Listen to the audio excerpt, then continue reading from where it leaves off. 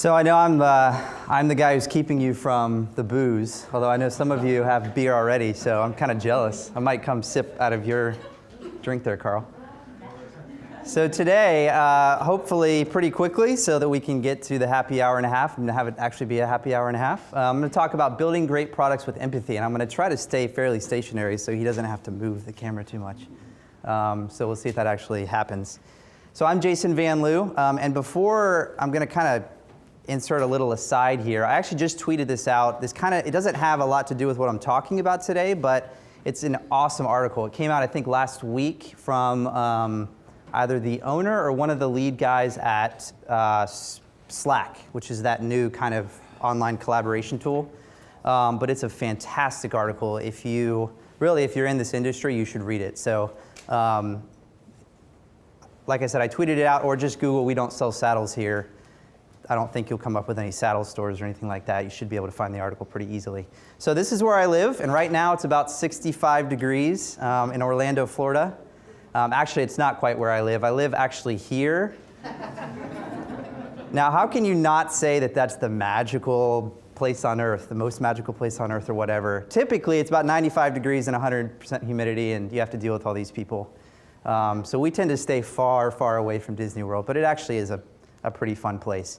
I work at a shop called Envy, and we are a software design and development consultancy in Orlando. We also produce a product called Code School, which is an online platform that teaches you how to code. We've got courses on Ruby on Rails, HTML, CSS, JavaScript, all of that kind of thing, so it's pretty cool. We've bootstrapped that, and that's been now about 3.5 years or so. So I'm going to kind of talk about some experiences with Code School, some experiences with Envy on the consulting side, and talk about how we can bring empathy into the things that we're building, the things that we're designing and developing. So let's back up to 1847, and there was this guy, Sir Henry Cole. And Sir Henry Cole was giving a talk to this kind of thing in his time. I'm not exactly sure what they would call it, but he was talking about engineering and architecture and things of that nature, and he made this quote. He says, "Of high art in this country there is abundance, of mechanical industry and invention and unparalleled profusion. The thing still remaining to be done, though, is to effect the combination of the two, to wed art with mechanical skill." And really, what he's talking about is the age-old form and function argument. The last panel talked a little bit about that. Designers and developers will cover that a little bit more today. But all the way back in 1847, they're talking about that. Now, if we fast forward to the 1930s, and the 1930s was kind of an interesting period. It was the next time after the 1920s, the Roaring '20s, and we were in a period of depression and war, and it was a really difficult time. It was also the emergence of a lot of manufacturing and large-scale production of products and that sort of thing. And the interesting thing about it is that manufactured goods at that time served the purpose for which they were intended, but they came off production lines all looking the same. This is Henry Dreyfuss. He's a mid-20th century industrial designer, really kind of one of the pioneers of American industrial design. And it's an interesting point because you have all of these products being created, and you've seen the pictures from World War II and the like of these just massive machines coming off the assembly lines all looking the same. And at that point in time, the industrial designer, the 1930s and into kind of the 1940s, their role was to do this, to make things prettier. If you're a designer, you can probably relate to this a little bit. Have you ever had a client come to you and say, "I just want this to look nice"? And what was interesting is that during this time, a few companies were realizing that there might be a little bit more to industrial design than just making them prettier. They realized that good industrial design is a silent salesman, and it's a silent salesman because it increases efficiency in their products. It can create a better look and feel. It can provide more assurance to the customers and the users of those products, and it instills more confidence in the customer in using a better designed product. And so the industrial designer began to go from this decorator to an actual designer, somebody who was involved in the core design of a particular product. The industrial designer was moving from just polishing something, putting lipstick on the proverbial pig, to instilling purpose and being a part of the core of what made that product what it was. And they realized that products which valued and included design from the beginning drastically outsold those which did not. So it wasn't just a design issue here, it affected the bottom line, and that started to get lots of companies' attention. You can imagine the financial guys, the guys who were calculating all of the numbers, starting to see, these products that we invest in design are actually starting to sell better. I wonder why. And this was really the golden age of design, 1940s, 1950s, 1960s, Mad Men-esque, golden age of industrial design, lots of industrial designers really perfecting the art of designing a product and understanding what goes into the core of designing a product. Does any of this sound familiar to where we are now in the digital design space? For any of you who have been in it for longer than probably 5 years, you remember kind of the days when clients would come to you and it would be really, really difficult to sell them design. It's like, why do I need design? Just make me a website. I don't want to pay you to design something. You're just making something look pretty. And now I think we're starting to see, like the industrial designers did in the mid-20th century, that something is a bit different. And I think we're learning a lot of the same things that the industrial designers did back then. We're realizing again that design is so much more than decoration, that as designers, we're so much more than just decorators, and that it isn't all about how something looks, it's about how something works, form and function married together to produce a better product. And just like the mid-20th century was really a renaissance for industrial design, I think we're in the same sort of age for digital design. And that's kind of really exciting, I think. It's really exciting to me anyways, to be a part of this industry at this point in time where there's so much value being infused into what we create and being able to have such an emphasis on this age and in the industry that we work in. But it's not just about that. It's cool, it's pretty awesome that we have some value to what we do. A lot of what we're creating has been validated. But I think there's a common denominator in both industrial design and digital design that it would do us well to remember. And that is people. The common denominator between the industrial designer and what they created in the mid-20th century and the digital designer or developer or agency owner or anybody in this industry now in the digital age is people. What we build for people. And you might say, of course, right? I mean, we're not building these things for our pets. We're not building these things for our own enjoyment, although sometimes that might be the case. Of course we build for people. But do we actually remember that in the day-to-day operations of running a design business or working with designers or being designers ourselves? Do we actually remember that what we're building is something that a person is going to be able to use? Because when we focus only on the utility of a product and neglect the user of the product, we tend to focus on what the product is and forget who it's for. And the result tends to be products that may perform a job well, but they aren't that enjoyable to use. Let me give you an example. In the 1950s, there was sort of a standard way of producing a typewriter. And people who used typewriters at that time, there was kind of an interesting thing starting to happen.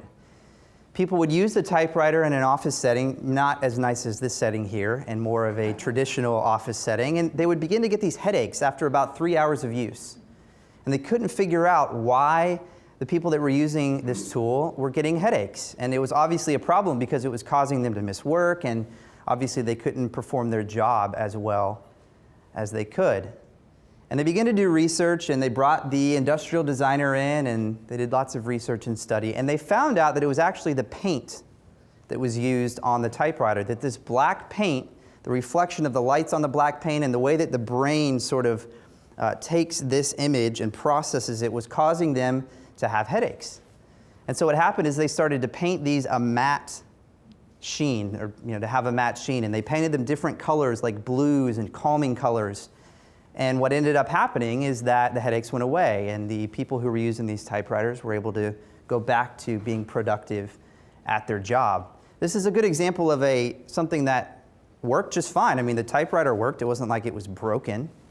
But they didn't think about the person who was using it when they were producing these black typewriters. And as a result, they were getting these headaches, and they were not performing at a level that they needed them to. And when they brought the user in, and when they started to think about how design affects the user, they were able to produce a better product for the people that were using it.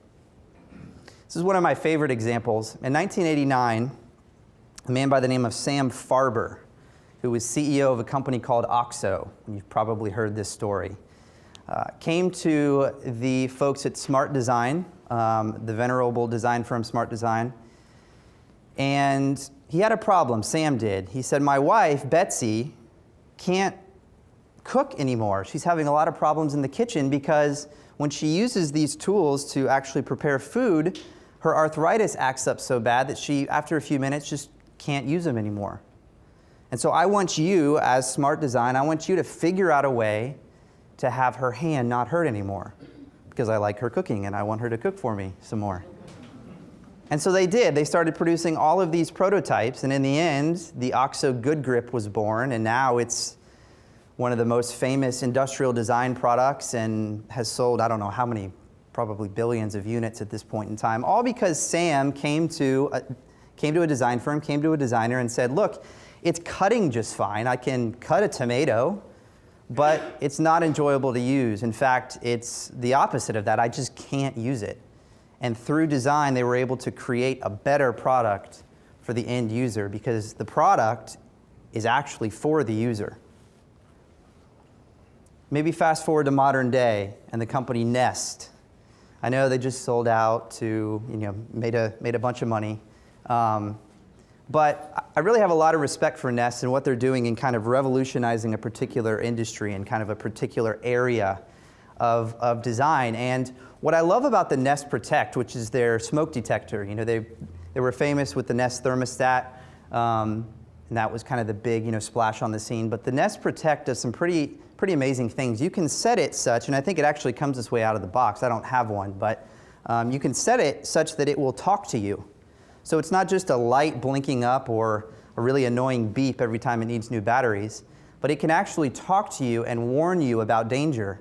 And so now the blind or people who are hard of hearing, who might not be able to recognize signals from a traditional smoke detector, now can be warned if something is happening in their house. Through design, they're able to make a product that's better for people. They're not just focusing on the utility of it, they're bringing utility and the user in mind to create a better product. It's not just about what a product is used for, we must also consider who uses it. And this translates into the digital space as well. We must design with empathy, and that's really what this talk is about today. Understanding the feelings of our users, being able to put ourselves into their shoes, their thoughts, and understand how to create and design and build products that are made and matter for them. Dieter Rams has famously said, you cannot understand good design if you do not understand people, because design is made for people. And Dreyfuss has said that the most efficient machine is the one built around a person. Okay, so philosophy aside, we get that, right? We're building things in the digital space. We know we have to build them for people. Maybe it's a little harder of a hurdle to jump over because the OXO Good Grip is something you can hold in your hand. What we build is a little more difficult to maybe hold in your hand, right? When we're pushing things out into the ether of the internet, it's difficult to kind of have a tangible representation in our minds that it's for people. But, okay, Jason, you've sold me. I understand we're building for people. How do we do this? What are some of the practicalities of it? And I think if you leave with one point today, it would be this. We must remember to design for the other side of the screen, because on the other side of the screen is a real person. On the other side of that device that we're creating environments in, on the other side of that computer where the website's being accessed or the application is being used, is a real person with real needs, with a real life, with real values, with real problems that we can solve through design. And so we must remember to design for the other side of the screen. Henry Dreyfuss, who was the industrial designer I mentioned earlier, had these concepts, and he called them Joe and Josephine. This was back in the 1940s and 50s. And he painstakingly measured almost every aspect of the human body, such that when a client came to him and said, I want you to design a new fill in the blank, He knew, for instance, the elbow height when you're at a normal seating position. Or he knew how many steps one had to take to get to a certain place. He knew everything there was to know about the human form, human actions, how to use things. And he would use this to build better products as a result. So how can we make our own sort of Joe and Josephine for our digital products? How can we know our users more than they know themselves? Because the more that we can empathize, the more that we can know our users, the better our products are going to become. So I'd like to give you just kind of a few examples, maybe ideas, some of which you might already use, some of which maybe you don't. This is our office down in Orlando, and as I mentioned, we have a product called Code School, and usually every month we release 2 to 3 new courses on a particular dev or design topic. And each time we release a new course, we want to make sure that what we're building actually is usable and matters and is something that users want to play with. And so we invite about 30 people into our office for every single course that we produce, and we have a beta test, and we put them in our office and we give them lots of beer and we say, play through our course. And we also get to measure like how our course is used from sober or drunk, but they do. They play through our courses and they learn our topics, and we creepily peer over their shoulder and give them a questionnaire to fill out at the end. And it's extremely valuable information because we get to see how they're actually interacting with what we do. So maybe you have a product, maybe you do this already, maybe you do a lot of on-site user testing. Maybe you use a product that we'll talk about a little later about that you can do remote user testing. We have a little tool that we use called Guidance, and one of our developers just built this out of the goodness of his heart. And this measures basically everything on the site that would matter from a course content perspective. So we know like how many hints a user has used, measured against how long it took them to get through a particular challenge, measured against how long they stayed through the actual course. And we can track each user's sort of progression through a course, and we can find, actually, this question is probably badly worded, or this question isn't as hard, and so we might need to beef up that section. It helps us define and create better content that ultimately affects the bottom line of what Code School was created to do. When we hired one of our designers, this was probably a year and a half ago. His name's Jordan. And God bless him, his first task that he had when he came on is I said, I want you to go through and I want you to take a screenshot of every page on Code School. And it ended up being hundreds and hundreds and hundreds of views. And it made us realize how bad of a job we're doing in specific areas, like onboarding, or like a user completes level 1, most of our first levels are free, and then we just kind of like send them off somewhere. And there were huge gaps and big cliffs that users were falling off on because we took the time to take an inventory of our entire site. And if you do this, it will open your eyes as to a lot of areas that you can improve. And this is something that he did initially as kind of his first task, and then we go back every so often and do it again and kind of measure the improvements that we're making. Here's kind of a list of questions that I think can help us better empathize with our users in terms of what we're creating. Ask these 4 questions both from a user standpoint and then from your standpoint. So from a user standpoint, what is the purpose of this page that I'm designing? What should I do on this page? I'm coming to this page. What does this site want me to do? Can I do this easily? Do I even want to do this? Putting yourself in the user's shoes and trying to evaluate your design based on that. And then talk about your perspective. Answer the same question. What do I feel the purpose of this page is? Why did I design it? What is the primary user action? What is it that I'm wanting them to do? They might say, you want me to, I don't know, watch a video. And you might want them to give you money. And in doing this, you can better match up those 2 avenues. Is the action clearly understood? Is the design compelling enough to achieve this action? You can use a tool like Silverback, which does a lot of like remote QA testing. You can use a tool like QCat from the illustrious EngineWorks. It's pretty awesome. It is pretty awesome. They will actually do your QA for you. That's pretty awesome. You can focus on building better products. We use 2 things, Mixpanel and Kissmetrics, quite a bit on Code School, above and beyond Google Analytics. Google Analytics are great, especially if you know how to hack the hell out of it. But Mixpanel and Kissmetrics give you a ton of useful data. It's really easy to customize. It's really easy to integrate into your site.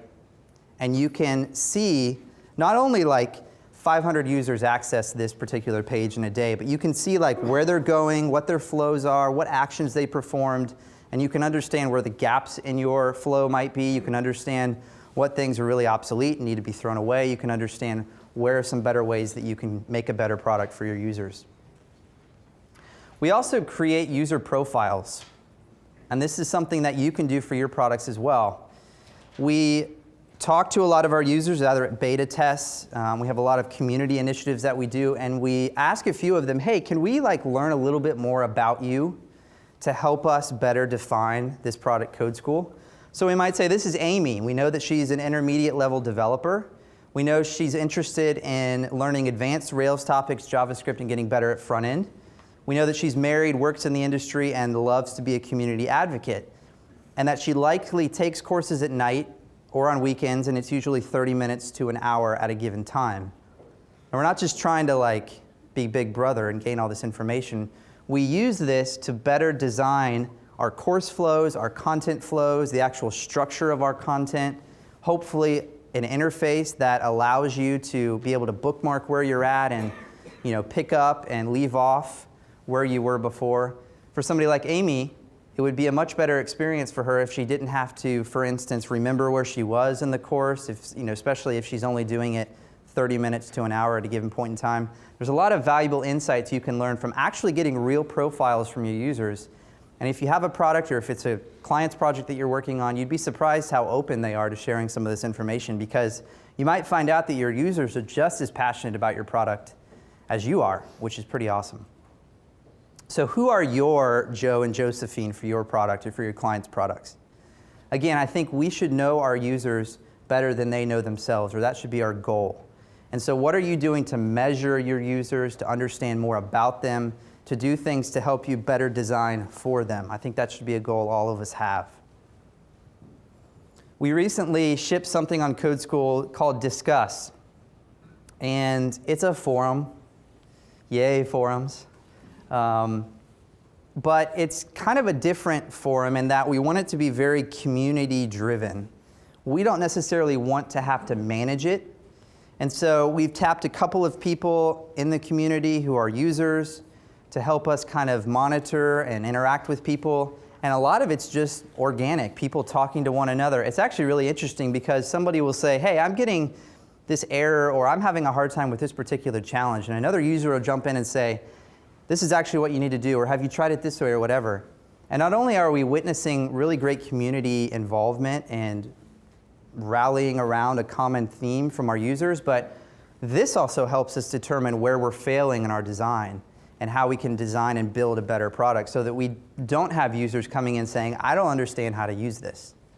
So that's really helpful as well. Reach out. I tried this product, Brandisty. Anybody familiar with Brandisty? It's basically a service where you can have an online brand book, or at least kind of a one sheet for your brand where you can put all your logos, your fonts, your colors, and send that to your team internally or to other people who might need to download those, as opposed to keeping a Dropbox folder that you give access to your marketing team, and then they don't know how to use Dropbox, so they think that they can take all the files and delete them off of their computer, which deletes all the files from the Dropbox folder forever. That happened to us with the entire Code School folder. So Brandisty is pretty cool. But anyway, Andrew, who's the founder, sent me this email. And yeah, it's sent from this service called Intercom, which actually looks to be a pretty cool service. I was looking at it the other day. So there are services that you can do this with, but the bottom line is there's really no barrier to stopping you from interacting with your users. If you see somebody has signed up and maybe has dropped off, these are great to be able to just ping them. And it feels much better than standard form letter saying we haven't seen you in a while. If it comes from you, or if it comes from your client, if you're consulting your client on how to have a better experience with their users, tools like this are great. Make it easy to cancel. This is a big pet peeve of mine. So MyFax, anybody use MyFax? I mean, a fax machine, right? 2014. But I've had to send a few documents via fax, and it's a product that I use from time to time and then don't use for a while. So I go in to cancel my account. Really, I'm not canceling my account. I'm suspending my account because maybe someday I want to come in and send another fax, and I'm happy to pay to do that. We actually have a similar experience in code school where we're still somewhat limited in the amount of content as opposed to like Treehouse or Lynda that have massive content libraries. So what happens with a lot of our users is they'll suspend their subscription for a while and then come back when they have more content that's actually relevant to them. So they're not completely leaving us, they're just kind of going away for a little while. So it would be terrible if I had an experience like MyFax, and apologies to MyFax, I do love your service, but this flow is terrible. There is no way to cancel your account online. Absolutely none. You have to pick up a phone and dial a customer service person, which I'm fine with talking to somebody, but typically when I want to do this, it's in between meetings or in between calls or something. I really don't want to get on the phone and talk to a customer service rep and explain why I have to cancel and, jump through all of those hoops. I'd rather just be able to click a button and it be done. And so we've really tried to, at Code School, to make the cancellation or suspension process just as optimized as the sign-up process. If you're putting that much energy into conversions and having people pay you money, you should have respect enough for them to make it easy on them to go away if they want to. And chances are, if you make that process seamless and easy, they'll come back again. If you have an experience like MyFax where you don't, or you don't have the option to cancel, I don't know if I'll go back to them or not because that was a pretty bad experience. All right, so what does this look like from a process standpoint? Everybody's process is different, especially now in kind of the modern day web that we're designing for, and more specifically with us designing software. It's a little different process than maybe if you're creating some other things online. But basically, it might go something like this. We discover, and the fonts are a little screwed up on this slide, so I apologize for that. We have the discovery kind of phase, and then we go into research to learn a little bit more about the project or the product. Then we kind of structure it out, wireframe it maybe. Then we start talking about styles, and then maybe we start talking about construction of it. Then we might go into a testing phase, and then we might ship, right? Probably not. It actually looks something like this, where it's just all over the place. We're discovering, we're testing, we're researching. And actually, this is good, I think. And this was talked about at the last panel as well, that we're in an age, especially with building products and designing software and things online, where I think the soonest that we can get to a point where we can test and iterate and change, that's what we want to get to. And it's for both designers and developers. I love that this was brought up a few minutes ago, because it's absolutely designers and developers working together. I'm a designer, I'm not a developer. I work with a lot of developers, and there has always been this sort of invisible wall that exists between us, right? Maggie was talking about this in the last panel, where designers throw stuff over the wall, developers throw it back, and you hope it looks somewhat like what you designed. Cameron says, if we want design to be seen as more than decoration, we must treat development as more than plumbing. I think, honestly, a lot of this falls on the designers. I agree. Developers would be great if you studied and learned how to design, but designers, we need to be doing the same things. We need to be working with developers. We need to be bringing them into the process. At Envy, our developers and designers work hand in hand the entire process. We really don't have any design handoff anymore. We're always holding hands throughout the entire project. Developers can design just as much as designers. Designers can, if they want to, weigh in on development as much as if they are willing to. But I think this is important. Designers and developers working together to build better products. And Dreyfuss even talked about this in industrial design. He said, we enter into close cooperation with the engineers. Perspective drawings, Photoshop comps, are fine up to a point, but they can be misleading. So as soon as possible, we get a form into Clay, the browser, and actually do our designing in this pliable material. I think the same applies. The sooner we can get out of Photoshop and into the real material that we're going to be shipping, the better. The goal is to get to a place where you can test, then iterate, then repeat. And again, this is meant for us as software designers and developers, but I think it's becoming much more the norm in the web of today. So to recap, you cannot understand good design if you do not understand people, because design is made for people. And the most efficient machine is the one that is built around a person. So we must design for the other side of the screen. How are you designing for the people on the other side of the screen, the people who are using your products, who are using your clients' products? How can you design a better product for them by being able to step into their shoes, empathize with them, understand their thoughts, understand their needs? You will create a better product and you will have a better experience for it. Thank you very much.